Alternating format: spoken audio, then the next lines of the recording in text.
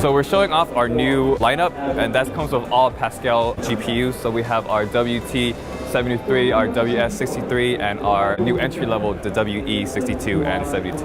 Right now we're showing off our improved, and this is running on our previous generation WT72. So pretty much our thought process is what we can do for VR on our previous generation, and obviously our new lineup can handle that as well. Our new lineup has the P5000 on our WT73 model, which is perfectly capable of running any VR, content creation, 3D modeling, you name it.